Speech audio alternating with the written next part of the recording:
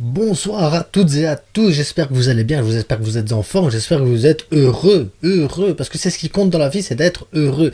Ici, je viens de sortir d'un match de fou, les gars, un match de fou. Le Barça Athletic contre le Real Madrid Castilla en lutte pour pouvoir jouer en Segunda División, et un match de fou, les gars, un match de fou. On en parle tout de suite.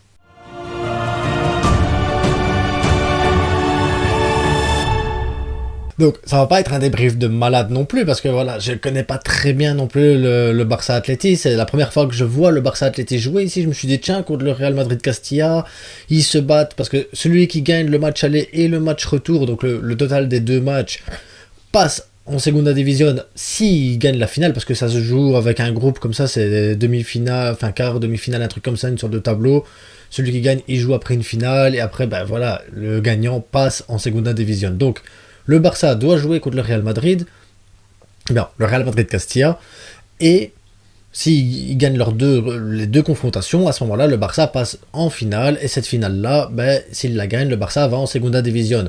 Maintenant, si le Barça gagne contre le Celta, le Barça A gagne contre le Celta Vigo, et que ça veut dire que le Celta Vigo passe en Division 2, ça veut dire que le Barça, s'il gagne contre le Real Madrid Castilla, ne devra pas jouer contre le Celta Vigo B, pour la simple et bonne raison que le Celta Vigo B ne pourrait pas passer en seconde division. Donc le Barça serait automatiquement qualifié.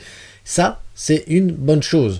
Mais pour ça, il faut encore que le Barça gagne le match aller contre le Real Madrid Castilla, et c'est ce qu'ils viennent de faire, mais avec la manière, les gars, un truc de fou. Donc le Barça encaisse le premier but, et juste après, hop, le Barça, quelques minutes après, sur un coup franc, but de Chadi Riyad de la tête. Ensuite, le Barça, avant de terminer la mi-temps, va encore mettre un but grâce à Roberto, pas Sergi Roberto, mais Roberto, l'attaquant de Barça Athletic.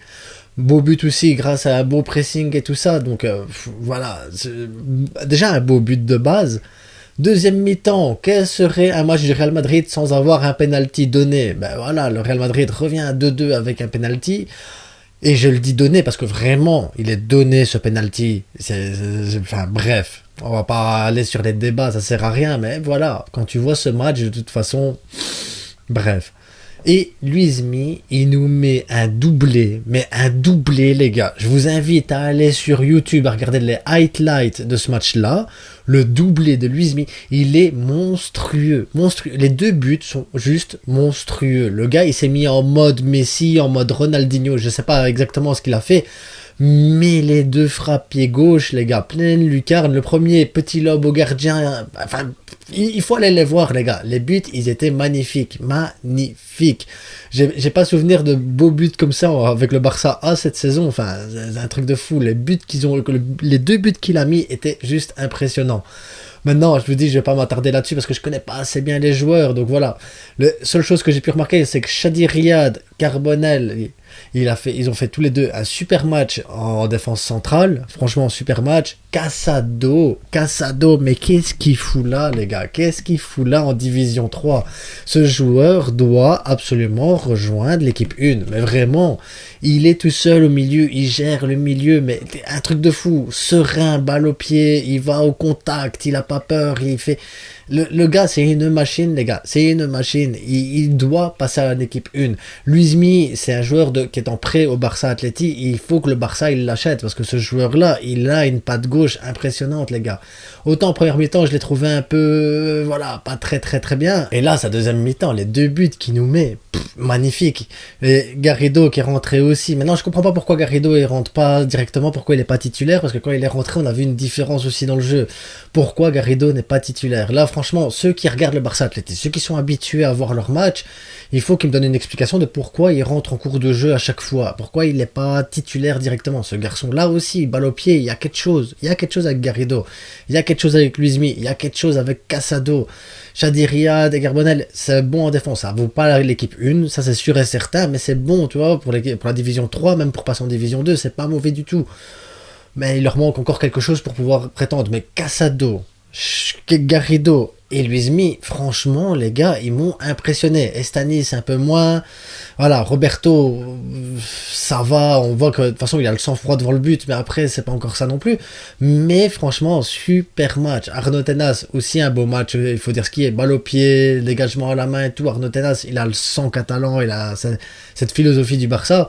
Mais j'ai pris un plaisir de fou à regarder ce match.